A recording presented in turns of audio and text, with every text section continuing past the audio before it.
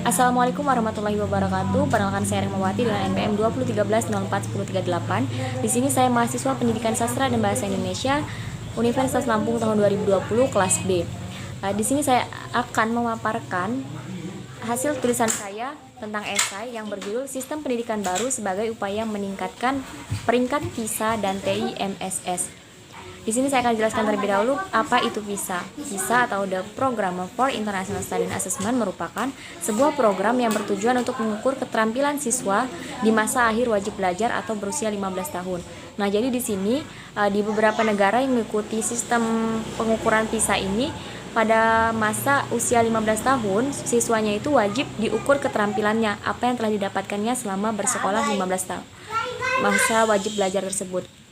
Selanjutnya ada sistem TIMSS atau Trend in International Mathematics and Science Study, merupakan metode penelitian dengan membandingkan prestasi matematika dan sains siswa kelas 4 dan 8 yang diikuti oleh beberapa negara dengan tujuan memantau hasil sistem pendidikan yang berkaitan dengan belajar siswa dalam bidang matematika dan sains.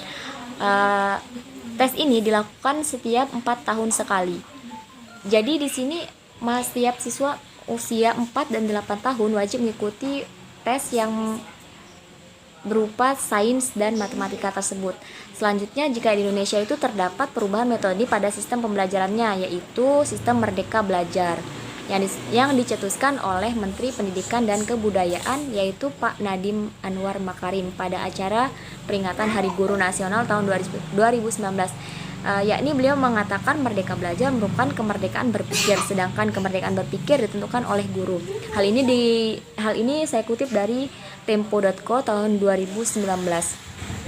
Selanjutnya di Indonesia terdapat dalam sistem pendidikan Merdeka Belajarnya tersebut terdapat beberapa literasi baru, yakni yang pertama literasi data yang merupakan kemampuan untuk membaca, menganalisis dan menggunakan informasi di dunia digital.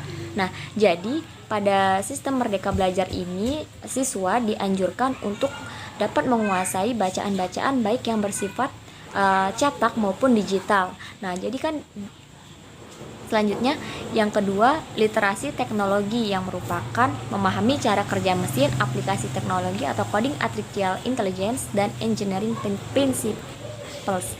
Nah, jadi di pendidikan Merdeka Belajar ini, Menteri Pendidikan dan Kebudayaan menegaskan agar siswa di Indonesia mampu menggunakan teknologi baik berupa aplikasi pada smartphone, matchbook dan berbagai bidang yang berkaitan dengan teknologi digital. Nah, yang selanjutnya yaitu literasi manusia yang merupakan penguatan humanistik, komunikasi dan desain. Nah, jadi pada literasi manusia ini kita harus pandai berkomunikasi dengan sesama teman kita, terus memiliki sifat yang humanistik, peduli dengan rekan-rekan kita, dan memiliki keterampilan desain. Jadi kita dalam mengamati sesuatu yang terjadi pada manusia dapat kita tampilkan dalam desain seperti desain komunikasi visual atau desain art.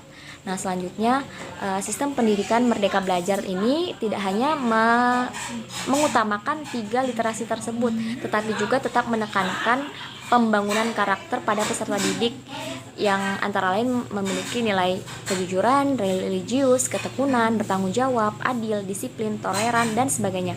Tujuan ini diadakan demi mewujudkan pribadi peserta didik yang mampu berpikir kritis dalam memecahkan suatu masalah serta memiliki kompetensi yang kreatif dan inovatif. Nah, jadi di sini guru berperan penting nih dalam membimbing siswanya untuk mencapai sistem yang baru saja ditetapkan oleh Menteri Pendidikan dan Kebudayaan Pak Nadiem Anwar Makarim tadi. Jadi siswa boleh bebas mengkreasikan ide-idenya namun tetap dalam pantauan dan bimbingan gurunya. Berikut penyampaian dari saya akhiri. Wabillahi taufiq wal hidayah. Wassalamualaikum warahmatullahi wabarakatuh. Terima kasih.